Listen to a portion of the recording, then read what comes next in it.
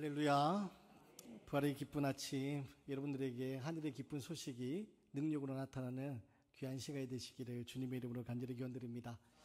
특별히 부활절을 맞아서 우리 청소년부, 청년부 또 함께 연합으로 예배드리고 있는데, 우리 다음 세대들의 삶 가운데 하나님이 길을 열어주시고 하나님의 놀라운 뜻이 이루어지는 귀하고 복된 삶이 되시기를 축복드립니다.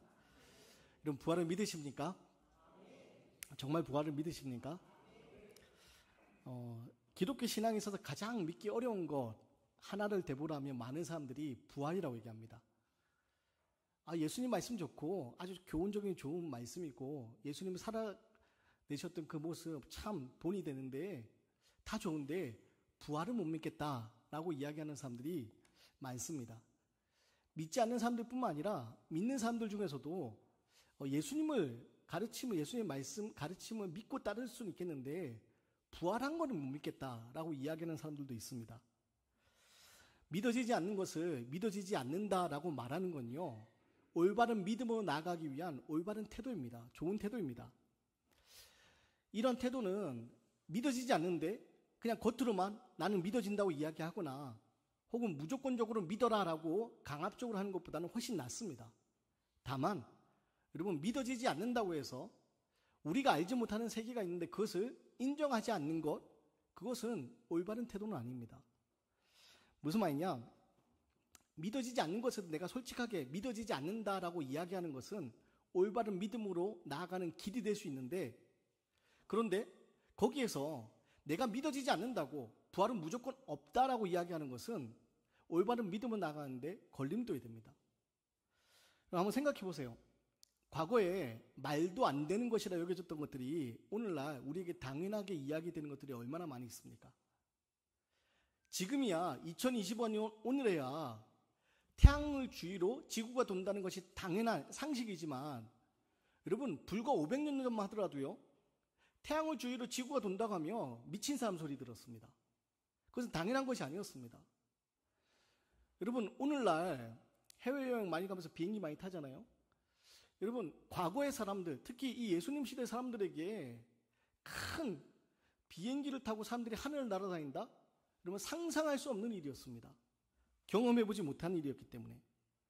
여러분, 그래서 우리 신앙에서요, 내가 모르는 것에 대해서 모른다는 것 솔직히 인정하는 것도 중요하지만 그것보다 더 중요한 것이 있습니다. 그게 뭐냐? 내가 알지 못하고 내가 경험해보지 못한다 할지라도 내가 알지 못한, 내가 경험해보지 못한 하나님의 신비의 영역이 있다는 겁니다. 아직 우리에게 밝혀지지 않아서, 하나님 우리에게 알려주지 않아서 우리가 알지 못하는 신비의 영역이 있다는 겁니다. 내가 경험해보지 못했지만 그 신비의 영역이 분명히 있다는 것을 우리는 인정할 수 있어야 됩니다. 그래야지 우리는 이 기독교의 신비, 특별히 부활의 신비 속으로 들어갈 수 있기 때문입니다. 그럼 부활에 관한 것, 사도 바울이 뭐라고 얘기하느냐? 비유적으로 표현하면서 이렇게 얘기합니다. 우리가 땅에서 나온 우리의 몸이 하늘의 신령한 몸을 덧입는 것, 그게 부활이라고 얘기합니다. 근데 문제는 이 부활을 우리가 경험해보지 못했습니다. 경험해보지 못했다 보니까 이 부활에 대해서 우리가 이해하기가 힘듭니다. 알기가 힘듭니다. 그러다 보니 믿기가 힘듭니다. 근데 성경은요, 예수님의 부활하셨다라고 분명하게 증언하고 있고, 또 예수님의 부활을 경험한 부활의 증인들의 이야기가 성경에 가득합니다. 그리고 이 예수님의 부활은요, 단지 죽음에서 살아나는 소생이 아니라, 여러분, 영원한 사망의 그늘 아래 있을 수밖에 없던 우리들, 죄로 인하여서 심판을 받고 영원한 사망의 그늘 아래 영원한 죽음의 자리에 머물 수밖에 없던 우리들이 이 예수님의 부활을 통하여서 영원한 생명의 자리로 옮겨지는 것을 이야기합니다. 우리가 하나님의 거룩한 자녀가 되어서 영원한 생명을 얻게 되는 그 놀라운 일, 그게 바로 부활입니다. 바라기는 여러분, 이 부활의 기쁜 소식이 들려오는 이 아침에 이 부활이 우리에게 믿어지는 은혜가 있었으면 좋겠습니다. 아직 경험해보지 못했다고 부활은 없어 라고 단정짓고 부활 그런 것은 비상식적인 이야 라고 거리를 두는 것이 아니라, 내가 경험해보지 못했다 할지라도 하나님의 신비의 영역이 우리에게 있음을 알고, 여러분 그 신비의 영역, 그것을 우리가 받아들일 수 있는 믿음의 눈이 열려지게 되기를 간절히 기원드립니다. 특별히 부활을 믿는 자에게 주어지는 것이 있습니다. 그게 뭐냐? 영원한 생명입니다. 부활을 믿는 자에게 영원한 생명이 주어지게 되고, 그 영원한 생명을 통하여서 우리는 기쁨으로 나아가게 됩니다. 반면 부활을 믿지 못하는 자들은요, 두려움 가운데 살아갑니다. 죽음이라는 것이 우리에게 언젠간 다가올 것이기에 죽음에 대한 두려움 가운데, 불안해 가운데 살아갑니다. 그래서 부활을 믿는 자에게는 죽음을 뛰어넘는 기쁨과 능력이 주어지지만, 부활을 믿지 못하는 자에게는 두려움이 찾아옵니다. 특히 오늘 말씀해 보면 엠마오로 가는 두 제자에 관한 이야기가 나오는데, 부활을 믿지 못하고 있던 그들이 슬픈 빛을 띠고서 두려워하고 있던 이 모습, 하지만 부활의 주님 만남으로 말미암아 그들의 삶이 변화된 이야기, 바로 이 부활의 놀라운 기쁨의 이야기가 저와 여러분 가운데 고백되어지는 그런 귀한 시간이 되기 바랍니다. 먼저 누가복음 24장 13절 14절 말씀인데요, 우리 함께 읽어보겠습니다. 함께 읽습니다. 시작. 그날에 그들 중 둘이 예루살렘에서 25리나 되는 엠마오라는 가면서 이 모든 일을 서로 이야기하더라. 여러분, 오늘 말씀 보면요, 엠마오로 내려가던 두 제자가 나옵니다. 예루살렘에서 엠마오로 내려갑니다. 예수님의 죽음이 있었던 예루살렘, 그 죽음의 자리를 뒤로하고 엠마오로 내려가는 그 두 제자들의 모습, 두 제자들의 모습을 미루어 짐작한 건데, 이들은요 큰 슬픔에 잠겨 있습니다. 두려움에 잡혀 있습니다. 기적을 행하시고 기적의 주인공이던 예수님께서 십자가에서 죽으셨습니다. 예수님을 통하여 새로운 하나님 나라를 그들이 꿈꾸었는데, 그 하나님 나라가 그들에게 주어진다고 생각을 했는데, 예수님이 십자가에서 죽으셨습니다. 죽은 이도 일으키셨던 예수님이 십자가에서 아무 힘없이 그렇게 죽으셨습니다. 그리고 예수님의 죽음 앞에 그들은요, 두려움이 찾아옵니다. 슬픔이 찾아옵니다.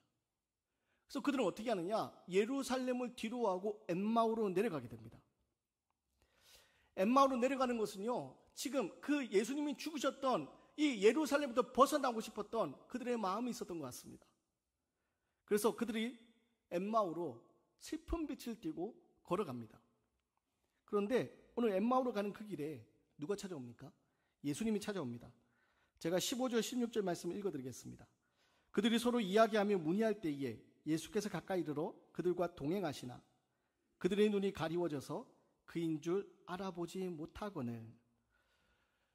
여러분, 절망 가운데, 지금 두려움 가운데 엠마오로 내려가는 그 길에 누가 찾아오십니까? 부활하신 주님이 찾아옵니다. 예수님의 죽음 앞에 그들은 두려워합니다. 그들은 슬퍼합니다. 그리고서 엠마오로 내려갑니다.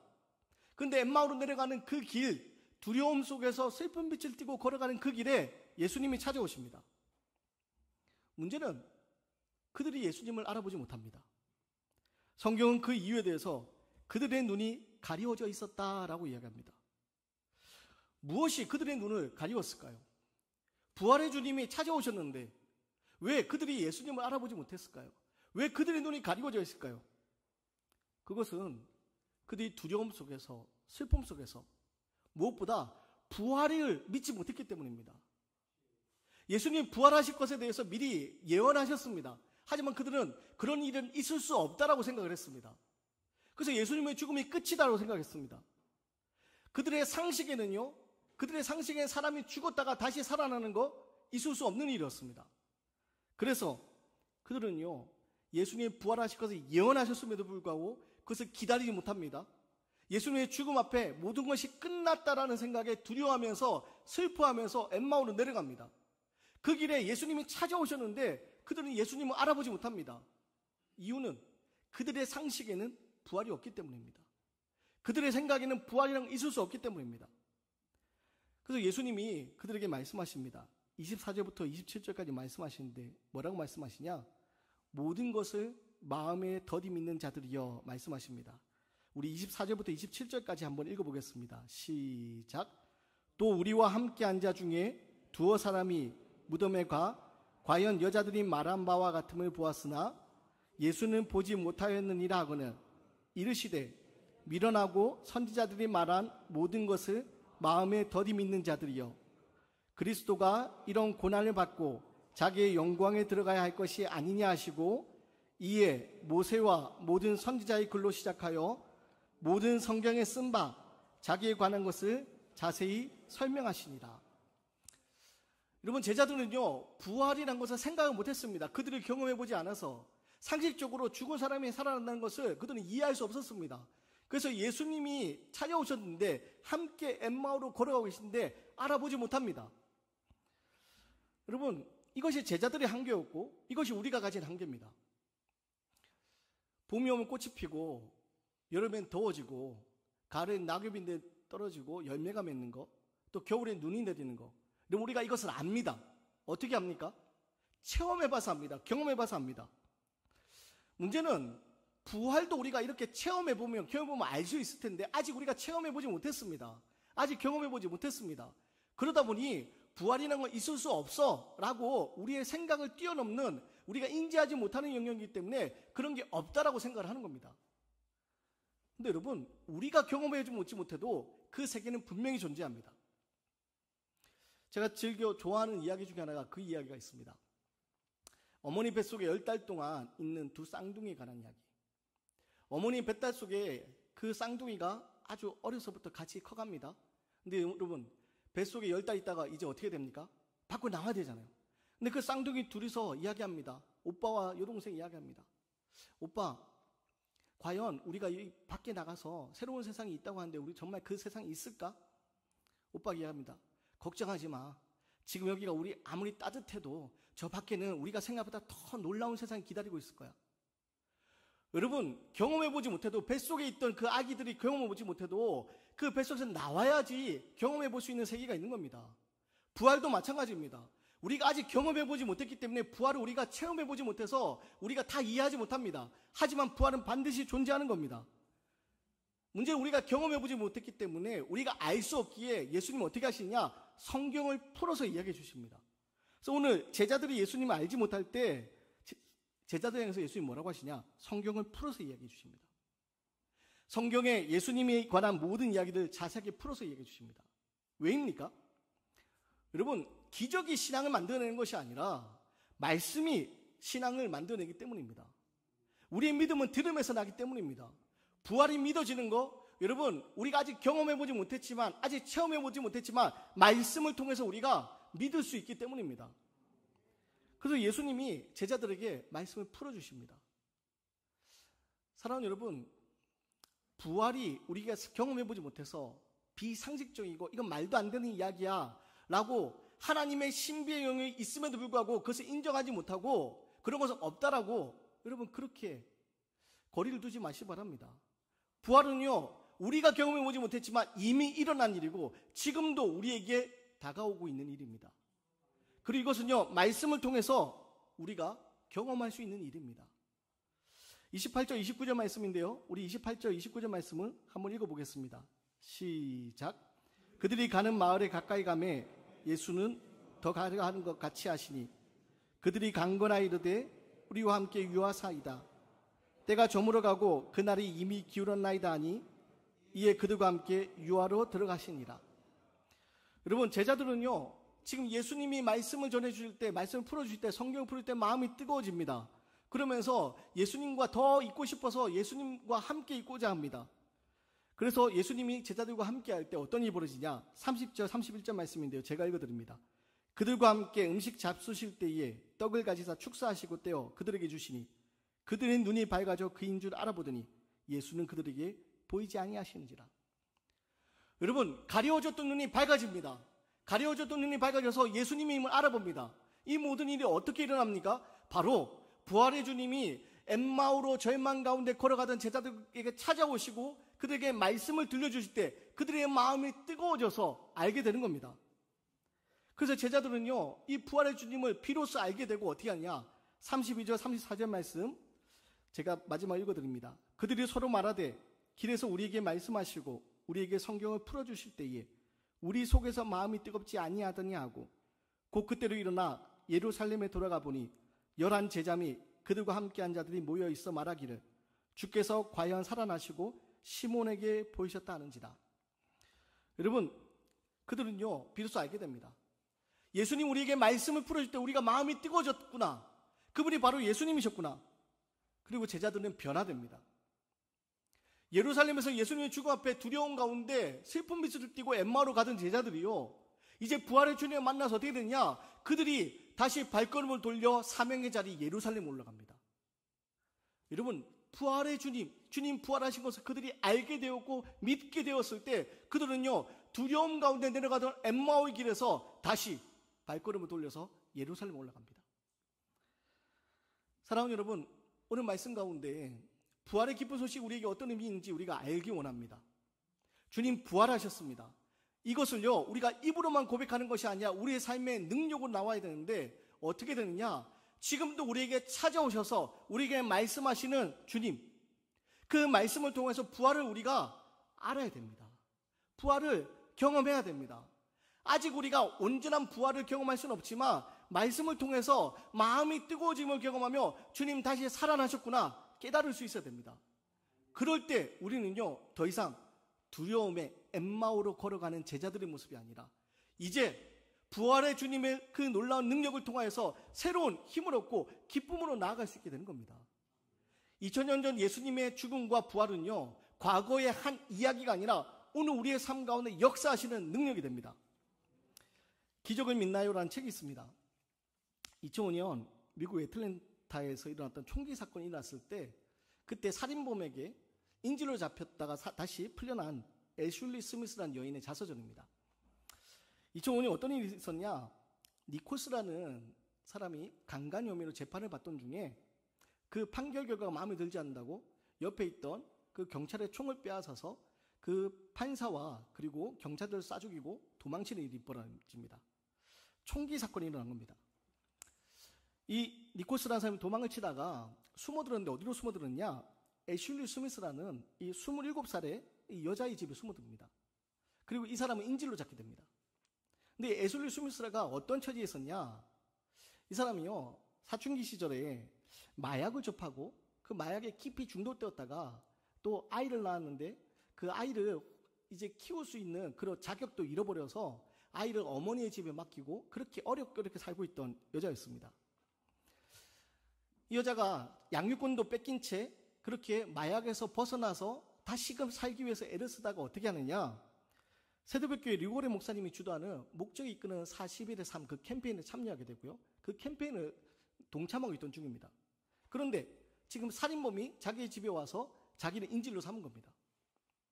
그래서 살인범과 함께 그 밤새 7시간 그 좁은 아파트에 같이 갇혀있게 되는데요. 그 아파트에 갇혀있는 동안 이 애슐리 스미스는 여인이요, 살인범에게 말을 건네기 시작합니다. 말을 건네면서 자신의 삶에 대해서 이야기를 합니다. 자신에게 아이가 있는데 이제 자기가 죽고 나면 이 아이를 돌봐줄 사람은 아무도 없다. 그러면서 막 이런저런 이야기를 꺼내면서 무엇을 이야기하냐? 자신의 마약 중독 가운데서 그렇게 중독된 삶을 살다가 이제 말씀을 통해서 변화된 삶을 꿈꾸게 되었다고 이러면서 하나님에 관한 이야기, 부활의 주님에 관한 이야기 들려줍니다.